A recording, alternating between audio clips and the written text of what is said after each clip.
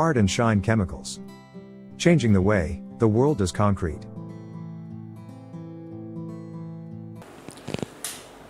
Hello my friends, I am Dr. Dharmendra Jetli, Managing Director Hard and Shine Chemicals Private Limited. Friends, today I am here to give you the complete knowledge of how to make CLC blocks. So CLC block क्या है और CLC block की क्या ज़रूरत है, CLC block बनाने के लिए क्या प्लांट एंड मशीनरी और रॉ मटेरियल की ज़रूरत पड़ती है। आज दोस्तों मैं आपको एक कंप्लीट लाइव डेमोन्स्ट्रेशन दिखाने वाला हूँ CLC ब्लॉक की प्रोसेस के बारे में। पर इसके पहले कि हम लोग CLC ब्लॉक का टॉपिक चालू करें, मैं कुछ बातें आपको CLC ब्लॉक के बारे में बता देना चाहता हूँ कि CLC ब्लॉक क्या है। CLC stand for cellular light weight concrete blocks. ये एक ऐसा ब्लॉक होता है जिसके अंदर में एयर के छोटे छोटे सेल्स क्रिएट किए जाते हैं। वो क्यों किए जाते हैं आगे मैं आपको कंप्लीट वीडियो के साथ में इसकी पूरी नॉलेज देने वाला हूँ। पर दोस्तों आज पूरी दुनिया में लाइट वेट कॉन्क्रीट प्रोडक्ट्स के लिए पूरी दुनिया का फोकस सिर्फ इसी बात पे है। आप देखो लाइट वेट कॉन्क्रीट ब्लॉक्स के नाम पे क्या क्या बिकता है आपके मार्केट में। आप देखिए AAC मिलने लगा, aerated autoclaved aerated bricks, AAC। दूसरा होता है CLC ब्लॉक्स। तीसरा अभी आप देखो मिडिल ईस्ट और यूरोपियन कंट्री में EPS ब्लॉक्स होते हैं, एक्सपेंडेड पॉलीस्टाइरीन ब्लॉक्स। आप देखिए कंक्रीट के अंदर में वो थर्माकोल्स के छोटे छोटे बॉल्स मिक्स कर देते हैं कंक्रीट में, उसको भी लाइट वेट करने के लिए। तो लाइट वेट कंक्रीट प्रोडक्ट की ज़रूरत क्यों पड़ी कि अगर आप 3-4 दशक आप पहले जाओ दोस्तों तो आप देखिए जब घर बनते थे तो स्ट्रक्चरल डिज़ाइन नहीं होती थी। जब सीमेंट ईजाद हुए कुछ समय ही बीता था तो पहले घर क्या होते थे, ज़मीन में एक नाली जैसा गड्ढा खोदा जाता था, उसमें रॉक पत्थर के क्यूबिकल स्टोन्स जो होते थे पत्थर को नीचे प्लिंथ में डाला जाता था। फिर मोटी मोटी दीवारें बनाई जाती थी, 14-14 इंच की, 16-16 इंच की दीवारें बनाई जाती थी और उसी के ऊपर पूरा छत होता था। क्योंकि तब जो छत का पूरा लोड होता था वो किस पे होता था, दीवारों के ऊपर होता था। फिर कंस्ट्रक्शन में बूम आया, सीमेंट इंडस्ट्रीज़ में बड़ा बूम आया, टेक्नोलॉजी चेंज हुई समय के साथ में, तो सारे मकान अब आप देखिए स्ट्रक्चरल डिज़ाइन पे बनते हैं। पहले अपन RCC का एक स्ट्रक्चर बनाते हैं, कॉलम बनाते हैं, बीम बनाते हैं, प्लिंथ बीम बनाते हैं, सारा कुछ होता है। और जो दीवारें हैं, दीवारों का रोल एक पर्दे से ज़्यादा नहीं रह गया, कर्टन के जैसा यूज़ होगा कि 2 कमरों के बीच को पार्टीशन करने के लिए दीवार का यूज़ होता है। तो अब स्ट्रक्चर की लॉन्गेविटी के लिए, अर्थक्वेक रेसिस्टेंट बनाने के लिए, उस पर कम से कम लोड डालने के लिए अगर light weight concrete blocks use किए जाएँ तो स्ट्रक्चर की लाइफ भी ज़्यादा होती है। तो इसीलिए इस टेक्नोलॉजी पे लोग शिफ्ट हुए। तो दोस्तों CLC ब्लॉक्स क्या है, कैसे बनता है, ये सारा अभी आप ये जो वीडियो देखेंगे इसमें मैं आपको पूरा समझाता हूँ, आपको ले चलता हूँ। चलिए मैं CLC ब्लॉक के प्लांट में, जहाँ पे आप देख पाएंगे लाइव कि CLC ब्लॉक्स कैसे बनता है, उसमें क्या क्या रॉ मटेरियल डाले जा रहे हैं और क्या क्या किस प्रोसेस को फॉलो किया जा रहा है। तो दोस्तों बने रहिए इस वीडियो में और अब शुरू करते हैं हम लोग इस CLC ब्लॉक के लाइव वीडियो को। तो दोस्तों जैसा कि आप देख सकते हैं CLC ब्लॉक मशीनों के तौर पे क्या क्या चीज़ें यूज़ होती हैं, तो आपको स्क्रीन में दिख रहा है ये CLC रिबन मिक्सर कहलाता है और ये डिफरेंट कैपेसिटीज़ में आते हैं। तो CLC mixer 1.2 cubic metre, 1 cubic metre, 2 cubic metre, इस तरीके से ये होते हैं। उसके बाद इसमें एक कंप्रेसर की ज़रूरत होती है दोस्तों। इस तरीके का एयर कंप्रेसर आपने देखा होगा। ये स्लरी पंप होता है जिससे जो हम लोग स्लरी बनाते हैं मिक्सर में, उस स्लरी को इस पंप के थ्रू ही मोल्ड में भरा जाता है। ये फोम जनरेटर है, कंप्रेस एयर के थ्रू, कंप्रेसर के थ्रू ये कनेक्टेड होता है और इसी से कंप्रेस्ड एयर के थ्रू जो फोम होता है वो निकलता है। तो ये फोम जनरेटर होता है, कुछ ऐसा दिखता है। इसके अंदर एक में सोलोनॉइड वाल्व लगा होता है जो इसके एयर के प्रेशर को कंट्रोल करता है। ये बैटरी मोल्ड है, इस तरीके के ये बैटरी शेप के मोल्ड होते हैं। बीच में सेंटर प्लेट्स होती हैं जो कि डिफरेंट विड्थ के ब्लॉक बनाने के लिए काम में आती हैं। कुछ क्यूबिकल मोल्ड होते हैं जिनकी कैपेसिटी क्यूबिक मीटर में होती है, उनको बाद में वायर कट से कट किया जाता है। तो ये देख लीजिए एक बार फिर से सारी मशीनें आपको दिख रही हैं कम्प्लीटली। CLC मिक्सर दिख रहा है, कंप्रेसर दिख रहा है, CLC फोम जनरेटर दिख रहा है। अब दोस्तों रॉ मटेरियल पे आते हैं। तो इसको बनाने के लिए आपको फ्लाई ऐश यूज़ कर सकते हैं, जो साइलो ऐश होती है, ड्राई ऐश होती है, पॉन्ड ऐश यूज़ कर सकते हैं, फाइन स्टोन डस्ट यूज़ कर सकते हैं, सीमेंट यूज़ कर सकते हैं और पानी की इसमें ज़रूरत होती है। ये सारे मटेरियल आपको लगते हैं यूज़ करने के लिए। इसके अलावा दोस्तों CLC बनाने के लिए कुछ एडमिक्सचर्स की दरकार भी होती है, क्योंकि लो WC रेशियो में अगर कोई कंक्रीट बनती है तो उसके लिए आपको प्लास्टिसाइज़र यूज़ करना पड़ेगा। तो CLC बनाने के लिए सबसे पहला तो जो कंपोनेंट होता है वो फोमिंग एजेंट होता है। तो दोस्तों हमारी कंपनी फोमिंग एजेंट बनाते जो नैनो फोम के नाम से आता है। दूसरा इसमें जो एडमिक्सचर लगते हैं, एक लाइट क्रीट एडमिक्सचर होता है, दूसरा रैपिड ऐश होता है। तो लाइट क्रीट एडमिक्सचर अगर आप यूज़ करते हो तो आप उसमें सीमेंट सेव नहीं कर सकते हो, लेकिन अगर आप रैपिड ऐश यूज़ करते हो तो आप उसमें पार्शली कुछ हिस्सा सीमेंट का भी बचत कर सकते हो। जो मिक्स डिज़ाइन होता है दोस्तों CLC ब्लॉक को बनाने के लिए, उसमें 1 क्यूबिक मीटर माल बनाने के लिए आपको 500 kg फ्लाई ऐश लगती है, 250 kg आपको पानी लगता है और 250 kg सीमेंट लगते हैं। पानी आप 250 kg लें या 250 लीटर लें, बात बरोबर होती है, क्योंकि पानी की जो डेंसिटी होती है वो 1 लीटर में 1 किलो ही होती है। तो ये 1 क्यूबिक मीटर बनाने का मिक्स डिज़ाइन है। आप चाहें तो इसे नोट कर लें, जब आप काम करेंगे तो आपको ये काम में आने वाला है। अब दोस्तों क्योंकि 1 क्यूबिक मीटर माल बनाने में आपको 5 बैग सीमेंट लगती है और लाइट क्रीज का जो लिक्विड का डोज होता है वो 300 ग्राम पर बैग होता है। तो पाउडर से जब आप बनाते हो तो 750 ग्राम पाउडर लेना है और उसको 750 ग्राम पानी में आपको घोल लेना है। तो आपका 1500 ग्राम यानी 1.5 kg आपको एडमिक्सचर तैयार हो जाता है। तो 300 ग्राम पर बैग ऑफ सीमेंट इसका डोज होता है। तो 5 बैग सीमेंट के पीछे आपको 1500 ग्राम लगना है। दूसरा दोस्तों, जो आपको फोम जनरेटर के थ्रू जो फोमिंग एजेंट बना रहा रहता है, तो हमारा जो फोम नैनो फोम आता है वो बहुत ही कंसंट्रेटेड होता है। उसको 1 किलो फोम को आपको 25 से 30 लीटर पानी में डाइल्यूट करना रहता है। और फोम जनरेटर जब फोम बन जाए, तो जब फोम जनरेटर से फोम निकलता है तो आप उसकी डेंसिटी ज़रूर चेक कर लें। 1 लीटर फोम भरने के बाद अगर आप उसका वजन करते हो तो उसकी जो डेंसिटी है 1 लीटर में भरने के बाद उसका वजन है वो 50 से 60 ग्राम होना चाहिए। और दूसरा, जब आप मिक्सर में जो स्लरी बनाओगे तो स्लरी को भी जब आप लीटर में भरोगे तो 1 लीटर स्लरी का वजन 750 से 800 ग्राम या 850 ग्राम या जिस भी डेंसिटी का आपको बनाना है। तो मतलब अगर मान लीजिए 1000 डेंसिटी में आप कास्ट कर रहे हो तो 1 लीटर फोम का वजन 1 लीटर स्लरी का वजन 1 किलो होना चाहिए। अगर आपको कोई बोलता है 900 में बनाना है तो 900 ग्राम होना चाहिए। अब ये देखिए दोस्तों, आप देख सकते हैं ये फ्लाई ऐश है, कुछ इस तरीके से दिखाई देती है। इस तरीके की फ्लाई ऐश आप यूज़ कर सकते हो, क्योंकि फ्लाई ऐश ही मेन कंपोनेंट है। ये देखिए, मिक्सर में फ्लाई ऐश को डालने के लिए आपको एक कन्वेयर बेल्ट दिख रहा है। तो कुछ इस तरीके का कन्वेयर बेल्ट होता है। और भी रॉ मटेरियल की बात करें तो इस तरीके की आप एक फाइन स्टोन डस्ट, जो बहुत ही बारीक स्टोन डस्ट होती है, स्टोन डस्ट भी आप यूज़ कर सकते हो। अगर कहीं पे फ्लाई ऐश की अवेलेबिलिटी नहीं है तो आप इस तरीके की फाइन स्टोन डस्ट भी यूज़ कर सकते हो। तो ये रॉ मटेरियल होते हैं। अब देखिए दोस्तों, ये CLC मिक्सर दिख रहा है। सबसे पहले इसमें अपने को क्या करना है, 250 kg पानी ले लेना है। पानी लेने के बाद में हम उसमें क्या करते हैं, फ्लाई ऐश डालते हैं। 250 kg पानी आपने ले लिया मिक्सर में और उसके बाद में सीधे कन्वेयर बेल्ट के थ्रू आप देखिए इसमें फ्लाई ऐश डाली जा रही है। तो आपको 250 kg फ्लाई ऐश डालनी है। फ्लाई ऐश नहीं मिलती है तो आप बारीक स्टोन डस्ट, जैसा मैंने आपको वीडियो में पीछे दिखाया, उस तरीके के आप स्टोन डस्ट यूज़ कर सकते हो। तो पानी में ये फ्लाई ऐश मिक्स हो रही है, आप देखिए कन्वेयर के थ्रू आ रही है।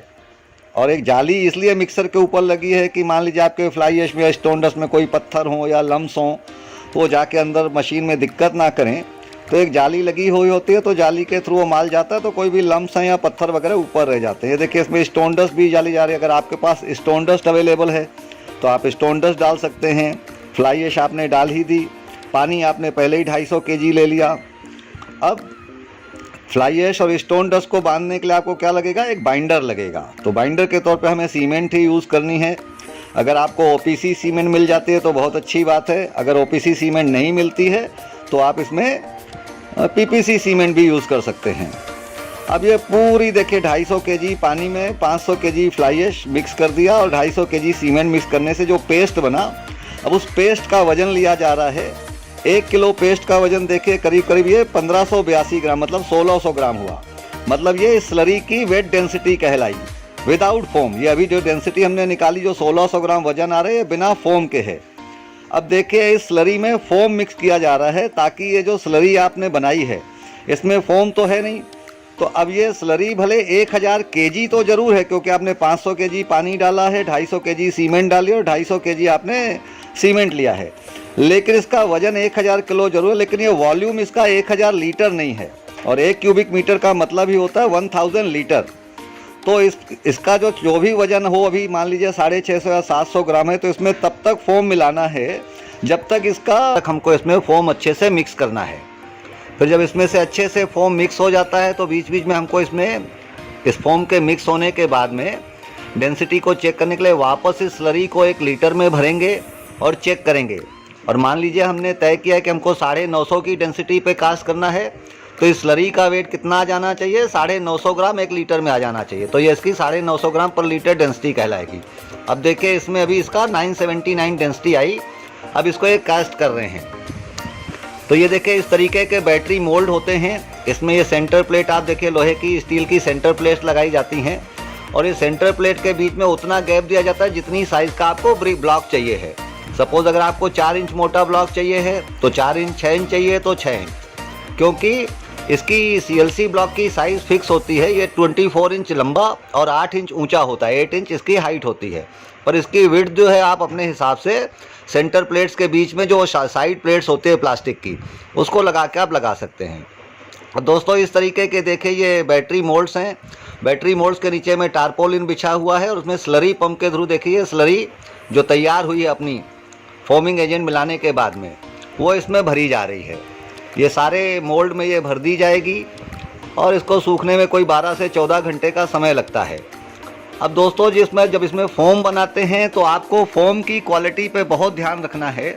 अगर आपका फ़ोम अच्छा नहीं है तो उसमें बबल्स बड़े बड़े आते हैं और फ़ोम में पानी ज़्यादा आता है। जब उसका डाइल्यूशन बरोबर नहीं होता है तो फ़ोम जो है बड़े बबल्स आने का आपके ब्लॉक की फिनिश ख़राब होती है और उसकी स्ट्रेंथ भी अच्छी नहीं आती। इसलिए इसमें जितने भी अच्छे नैनो फोम का आप इस्तेमाल करते हैं, जैसे हमारी कंपनी है हार्ड एंड शाइन, एक नैनो फोम बनाती है और उसको यूज़ करते हो तो आपकी देखिए स्लरी की कंसिस्टेंसी बढ़िया रहती है, उसमें ब्लीडिंग नहीं होती है। क्योंकि स्लरी का फोम जितना बढ़िया थिक निकलेगा आपके स्लरी में ब्लीडिंग नहीं होगी, और ब्लीडिंग नहीं होगी तो आपके मोल्ड के नीचे में जो आप डालते हो, क्योंकि इसमें कोई बेस प्लेट तो होती नहीं, नीचे सिंपल टारपोलिन ही लगी हुई होती है, तो माल नीचे से बहता नहीं है, तो आपका ब्लॉक का शेप एंड साइज़ भी डिस्टर्ब नहीं होता और आपके ब्लॉक की स्ट्रेंथ भी अच्छी आती है। दूसरा दोस्तों इसमें देखिए पाउडर कंटेंट तो 750 केजी होता है, क्योंकि 500 केजी इसमें फ्लाई ऐश होती है और 250 केजी सीमेंट होती है। अब 750 केजी टोटल फाइन कंटेंट को पाउडर को मिक्स करने के लिए पानी सिर्फ 250 केजी होता है। तो इतने पानी में प्रॉपर वर्केबिलिटी नहीं आती है और मिक्सर कई बार फंसने लगता है। तो लोग क्या करते हैं कि मिक्सर को फंसने से रोकने के लिए कई बार मिक्सर फंसने लगता है तो उसमें फिर वो पानी बढ़ा देते हैं, फिर वो 250 की 275 300 केजी पानी डालते हैं। तो एक तो स्लरी बहुत पतली हो जाती है और water to cement ratio disturb होने का उसमें ब्लॉक में स्ट्रेंथ भी नहीं आती। इसलिए अगर आप इसमें रैपिड ऐश का इस्तेमाल करते हो या लाइट क्रीट का इस्तेमाल करते हो तो 250 केजी पानी में ही आपकी स्लरी में विस्कोसिटी शानदार होती है और बिल्कुल बटर फ्लो आता है और आपका मिक्सर भी नहीं फंसता है। तो रैपिड ऐश और लाइट क्रीट के बगैर अगर आप CLC ब्लॉक बनाते हो तो जो क्वालिटी आप एक्सपेक्ट करते हो वो नहीं आते। और दूसरा आपको हमेशा फोम अच्छी क्वालिटी का प्रोटीन बेस्ड फोम इस्तेमाल करना है। फोम 2 टाइप के आते हैं, एक सिंथेटिक होता है, एक प्रोटीन बेस्ड होता है। तो हमारा जो नैनो फोम होता है वो प्रोटीन बेस्ड होता है, उसके बहुत ही माइक्रो बबल्स होते हैं। अब देखिए ये ब्लॉक सूख जाते हैं जब 12-14 घंटे के बाद देखते हैं तो डिमोल्ड करने के लिए जो सेंटर की प्लेट है इसमें हैमरिंग करके 2 ब्लॉक के बीच में जो रिलीज़ कर दिया और एक एक ब्लॉक को ऐसे रिलीज़ करके इसको स्टैकिंग यार्ड में ले जाया जाएगा। आप देखिए ये ब्लॉक रेडी हो गए हैं शिफ्टिंग के लिए। अभी ये मटेरियल यूज़ करने के लिए रेडी नहीं है, ये डिमोल्डिंग के लिए रेडी हो गया है। और अब ये डिमोल्डिंग के बाद में इसको सारे ब्लॉक को मटेरियल शिफ्टिंग ट्रॉली में लोड करके और इसको ले जाके स्टैक यार्ड में इनकी स्टैकिंग कर दी जाती है। आप देखिए कितना सुंदर और फिनिश्ड ब्लॉक है और पूरा रेक्टेंगुलर आपको दिखेगा, शेप एंड साइज़ इसकी एकदम बरोबर दिखेगी और बहुत ही अच्छी फिनिश दिखेगी आपको। देखिए और कितना लाइट वेट होता है। अभी तो ये सिर्फ 1 दिन पुराना ब्लॉक है, कल ही इसको बनाया और आज ये इसको स्टैकिंग के ले जा रहे हैं, पर कितना हल्का है, बड़े आसानी से लेबर उठा रही है इसको। ये बहुत ही अच्छा प्रोडक्ट होता है, लाइट वेट कॉन्सेप्ट पे बना हुआ प्रोडक्ट है। तो दोस्तों इस तरीके से मटेरियल शिफ्टिंग ट्रॉली में इसको शिफ्ट करके और स्टैकिंग यार्ड में ले जाया जाएगा स्टैकिंग करने के लिए। तो देखिए बहुत ही लाइट वेट ब्लॉक होते हैं। इनको शिफ्टिंग के दौरान भी ले जाने में 18 रैपिड ऐशा जब लाइट क्रीट का आप इस्तेमाल करते हो तो देखिए नेक्स्ट डे डिमोल्ड करने में इसके कॉर्नर एजेस भी डैमेज नहीं होते। प्रोडक्ट की फिनिशिंग भी अच्छी आती है, हैंडलिंग करने में कोई ब्रेकेज नहीं आता है। तो इस तरीके से मटेरियल शिफ्टिंग ट्रॉली में देखिए मटेरियल अब लोड हो गया और इसको स्टैकिंग यार्ड में ले जाया जाएगा। स्टैकिंग यार्ड में इसको 8 से 10 दिन तक रखा जाता है और इसको क्यूरिंग की बिल्कुल भी ज़रूरत नहीं होती, क्योंकि इसमें आप अगर लाइट क्रीट या रैपिड ऐश का इस्तेमाल करते हैं तो लाइट क्रीट या रैपिड ऐश हमारे दोनों एडमिक्सचर सेल्फ क्यूरिंग होते हैं। तो सेल्फ क्यूरिंग प्रोडक्ट यूज़ करने से क्या होता है कि आपको इसमें क्यूरिंग की बिल्कुल ज़रूरत नहीं होती। और इस तरीके से देखिए थोड़ा थोड़ा गैप दे के इसको स्टैक किया जाता है। इसको हनीकॉम्ब स्टैकिंग बोलते हैं, जिससे एयर का सर्कुलेशन बराबर होता है और ब्लॉक की क्यूरिंग, एयर क्यूरिंग आराम से होती रहती है। और 8 से 10 दिन में आपका ये प्रोडक्ट एकदम फिनिश होगा। और देखिए अभी जहाँ पे स्टैक लग रहा है इन ब्लॉक्स की फिनिश आप देखिए, और इसके बगल में दूसरा स्टैक भी आपको दिख रहा होगा, उनकी ब्लॉक की फिनिश देख के आपको अंदाज़ा लग रहा होगा कि रैपिड ऐश के इस्तेमाल से या लाइट क्रीट के इस्तेमाल से प्रोडक्ट की फिनिश कैसी आती है। दूसरा इस फिनिश का बहुत बड़ा कारण है दोस्तों नैनो फोम, जो इसमें नैनो फोम हमारी कंपनी बनाती है। CLC ब्लॉक के लिए जो फोमिंग एजेंट है उसके का इसकी फिनिशिंग आप देख सकते हैं। दूसरा आप देखिए हमारा रैपिड ऐश या लाइट की यूज़ करने के बाद इसका वाटर एब्जॉर्प्शन भी बहुत कम हो जाता है। और आप देखिए दूसरे ब्लॉक जिसमें रैपिड ऐश या हमारा नैनो फोम नहीं यूज़ किया गया है उसमें वाटर एब्जॉर्प्शन कितना है और फिनिशिंग भी आप देख सकते हैं, अंदाज़ा लगा सकते हैं कि कैसी फिनिश है हमारे प्रोडक्ट को यूज़ करने के बाद में, और वाटर एब्जॉर्प्शन भी आप देख सकते हैं। तो दोस्तों जब भी आप बनाएं ये वीडियो में ऑलमोस्ट मैंने सारी चीज़ों को कवर किया है जिससे आपको समझ में आया कि CLC ब्लॉक्स कैसे बनाए जाते हैं। और अगर आपको फिर भी कोई क्वेश्चन है या कोई क्वेरी है तो आप कमेंट्स में लिख सकते हैं या हमारी टेक्निकल टीम से आप कांटेक्ट करते हैं। और वैसे भी अगर आप हमारी कंपनी का कोई भी प्रोडक्ट ऑर्डर करते हो तो यूज़ करने के पहले आप हमारी टेक्निकल टीम से जब कांटेक्ट करते हो तो आपको सारा गाइडेंस हमारा कंपनी की तरफ से मिलता है कि प्रोडक्ट को कैसे यूज़ करना है, क्या डाइल्यूशन रखना है। या फिनिश देखिए दोस्तों आप अंदाज़ा लगा सकते हैं कि नीचे के जो 2 ब्लॉक दिख रहे हैं उनका वाटर एब्जॉर्प्शन की फिनिशिंग में कितना फ़र्क है, एकदम स्मूथ फिनिश है। तो ये CLC ब्लॉक कैसे बनते हैं आपने देखा। उम्मीद है ये वीडियो आपको काफ़ी समझ में आया होगा इन सारी चीज़ों को।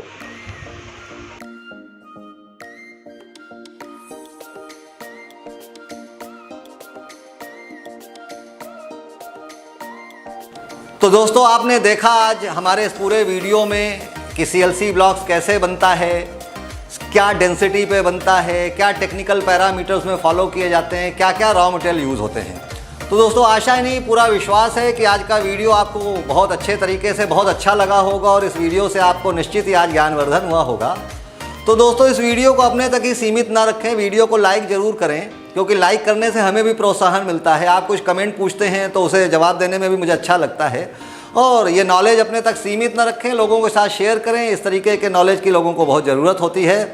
तो इस वीडियो को आपने लाइक किया, कमेंट किया और शेयर किया, इसके लिए बहुत बहुत धन्यवाद। आपका दिन शुभ हो।